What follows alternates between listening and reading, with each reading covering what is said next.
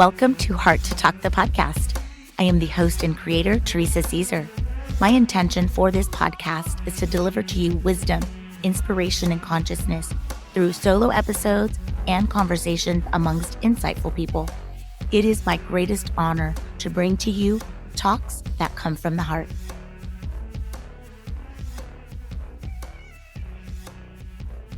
Hey, my loves, welcome to another episode with me. I'm so excited for today's guest, Tanya Bell. Tanya is a consciousness guide and hypnotherapist who helps closet rebels stop swimming upstream for success and start flowing with their own main character energy. She believes authenticity is the new currency and that the soul-aligned life you really want is hiding behind things you can't see from where you stand. When she's not guiding transformations, you can find her connecting with the community and spending time with her family, always looking for ways to make magic out of the mundane. Friends, I'm so excited to bring to you my conversation with the incredible Tanya Bell. Tanya, welcome to Heart to Talk. I am so excited that you're here today. Thanks for having me, Theresa. I'm so excited. We have something in common. We have turned the things that has helped us in our life has become our purpose. And we love making magic out of the mundane. We have the same language, right? That was one thing we came away with when we met last time.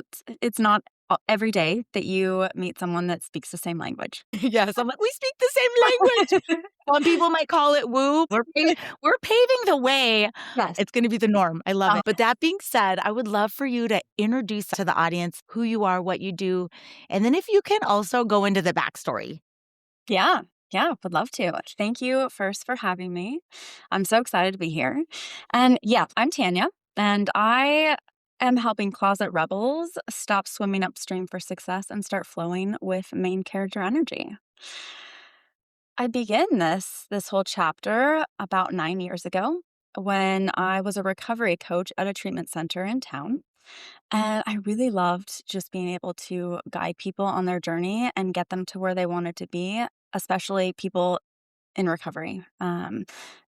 They're at their lowest low. So to be able to help someone move from their lowest low to anywhere else is a giant step. And I loved it.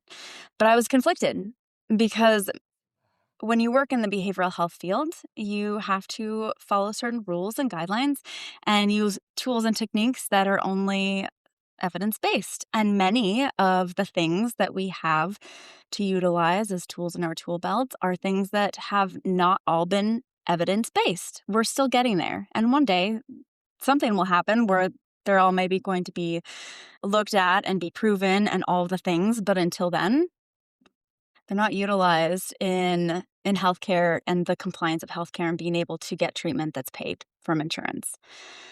So with that, I thought, man, it would be so neat to be a coach, but be on my own so that I could help people with the tools that would actually maybe help them instead of spending hours and hours and hours in like talk therapy. But at that point in my life, I had all sorts of emotional baggage, right? I was like, man, I can't do that. Like, I'm not good enough. Who's going to pay me for that? What? Like, I better just stay focused and get my, do my regular job. I don't know anything about business. And I kind of turned away from it. This little thought, this little seed that was planted, no, I can't do that. And so I took a different path and I became a substance use counselor because I really loved helping people and I wanted to go deeper. I'm a 5-planet Scorpio and I love to go as deep as I possibly can go. I love that. Yeah. And so I became a counselor and I was helping people, but the caseload was really big. And again, I could only use a certain set of tools that the company could bill for. And so I was like, man, I just don't think that this is fitting. Maybe I'll do what you're supposed to do and climb this fancy corporate ladder and get up into corporate and maybe make some more money and help the people that are helping people. Because it just wasn't fitting anymore with who I was. And so I did. I climbed this fancy ladder I thought I was supposed to climb. But once I got up there, everyone around me was overworked. Many people were underpaid. People were miserable showing up to work every day, including myself.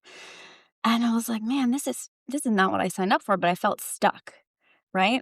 I was like, I don't know which direction to go, but like, why doesn't the company do this to make things better? Why don't they do this? And it was kind of just Why isn't someone else doing something about my situation? And that's when I hired a coach. And this coach helped me to see that I had all sorts of power I didn't think that I had. And so at that moment, I reevaluated and stopped blaming everyone else around me for my situation. And I was like, okay, I'm going to do this thing I thought I couldn't do before because I thought I wasn't good enough and didn't know anything about business. And I'm going to learn.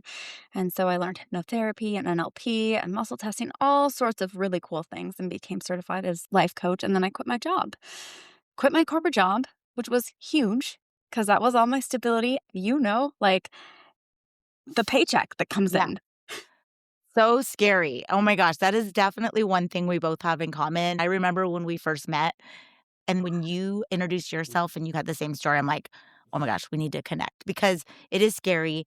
And in one moment, you could be like full of self belief, conviction, faith. And then in the next moment, because we are human, you're like, oh my gosh, what am I doing? So, Right. yes. Right. Yeah. Yeah, you think everyone is probably looking at you like you're nuts because you just did this thing that they themselves have not had the courage to do, right? Was there a perfect chain of events that almost paved the way? Or was it like one day you're like, okay, I'm done? Were you pushed to your limits because of the situation or the people at work? Or was this an inner knowing where you're like, I'm not supposed to be here? A combination? What would you say? For anybody listening who's probably like, oh my gosh, I feel this way, but I don't want to risk and do, whatever the thing because of fear. I think everything happens for a reason. Like everything is meant for us to learn from and for us to grow. And the thing that pushed me over that edge, I had been building up to it, right? The work that I do with people, I was doing with myself. Mm. And so I'm asking myself the questions like that I would ask another client of mine. And okay, well, what do I need to be able to leave? I need money, right? I need a cushion. And I was like, but I don't have the cushion, right? And then I was like, but I also need community and support. What else is keeping me in this job? Community and support, because I know subconsciously that once I leave, I won't have that community and support. I had worked at that company for 7 years.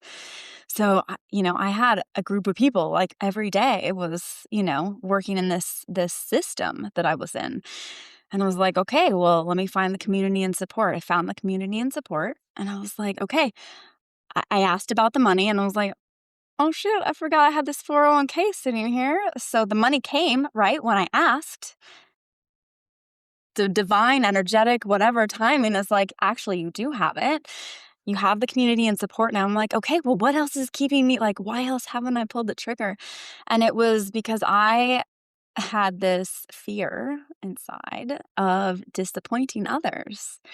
And I was like, oh no, that's got to go. And so I did the work with myself.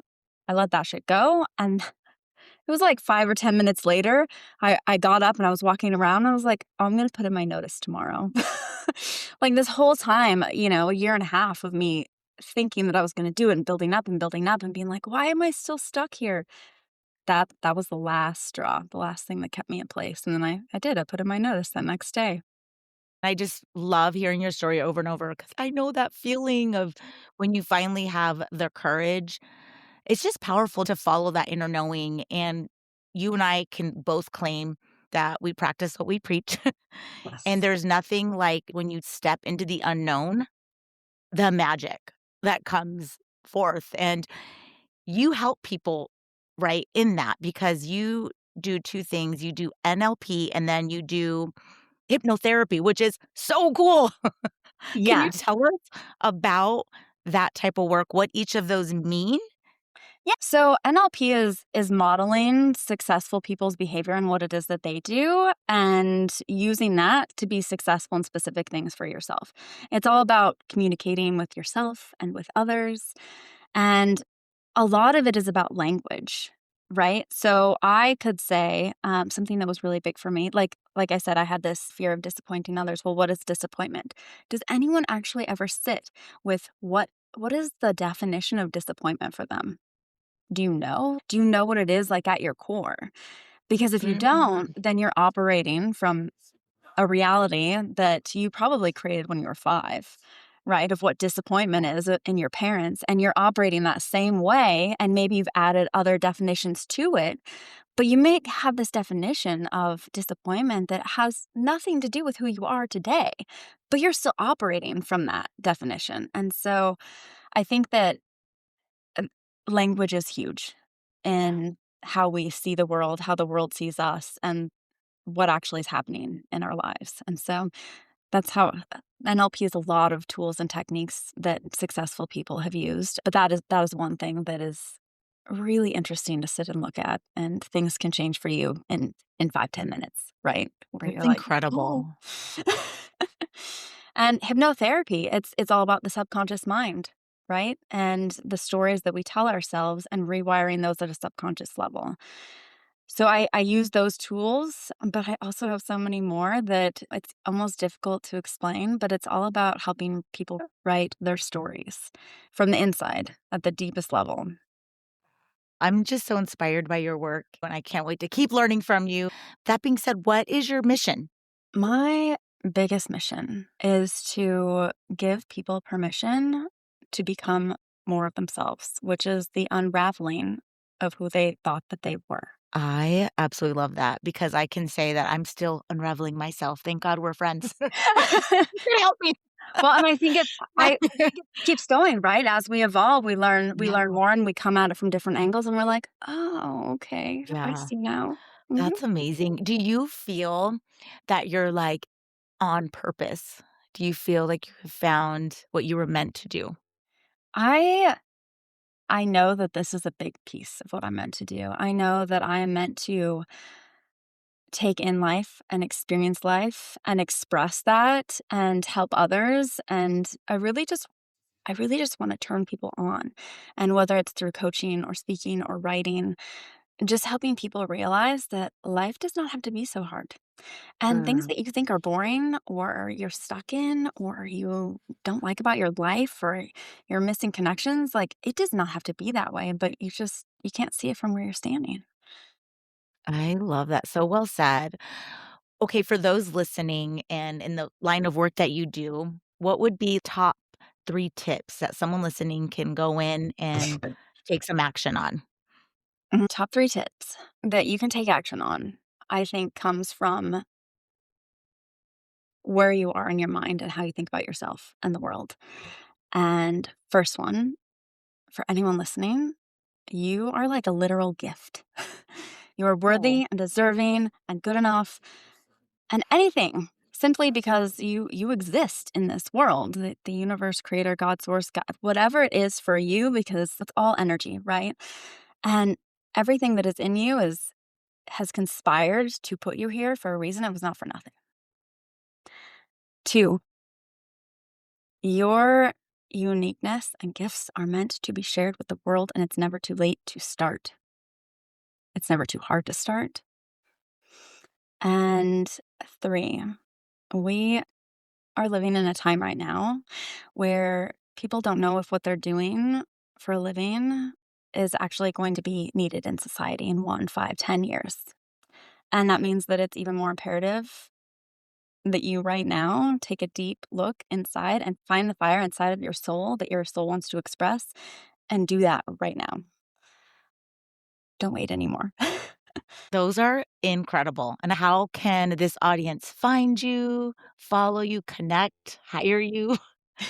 Yeah, I'm All the on things, all the all the things. things, all the things. You can find me on Facebook, on Instagram, my website, and around the community in Tucson. So, I love it. And I'll drop her information in the show notes as well.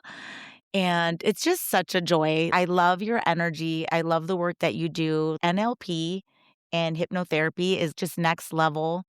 The fact that you took the time to use it on yourself is just so powerful. And so any last words, any mentions that you feel you want to share with this audience before I pivot into those closing traditional questions?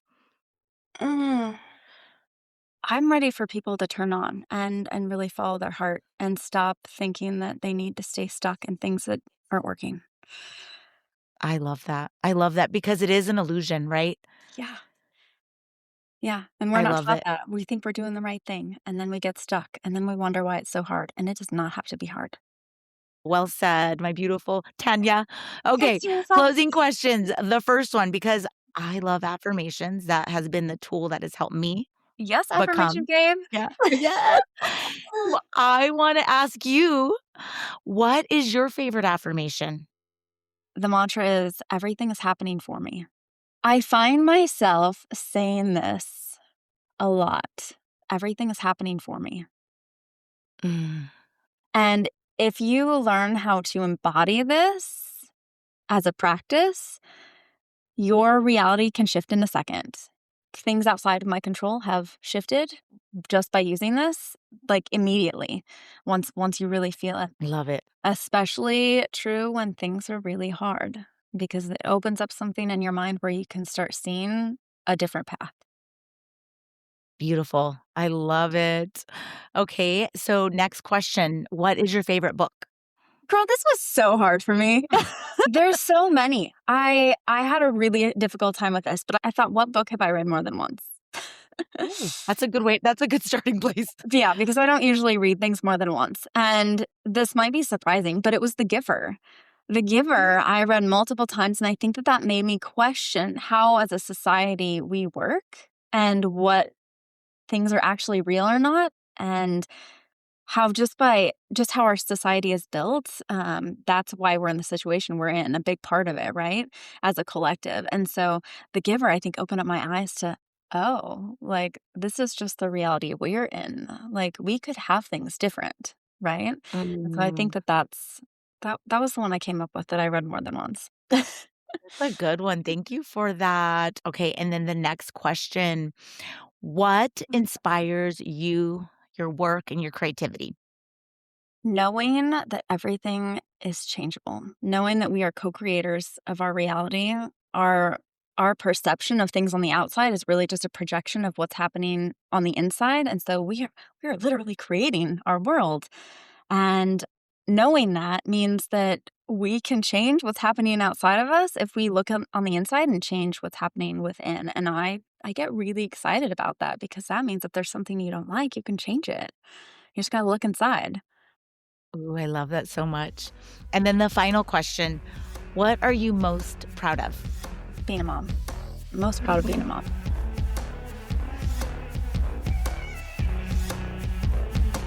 Thank you so much for tuning into this episode. Please download, rate, subscribe, and share this podcast. Also, be sure to visit my website at theresacaesar.com to check out my inspirational merch, connect to my social accounts, and much more. May you continue to be filled with wisdom, inspiration, and consciousness. Otherwise, friends, I will be back for another episode of Heart to Talk.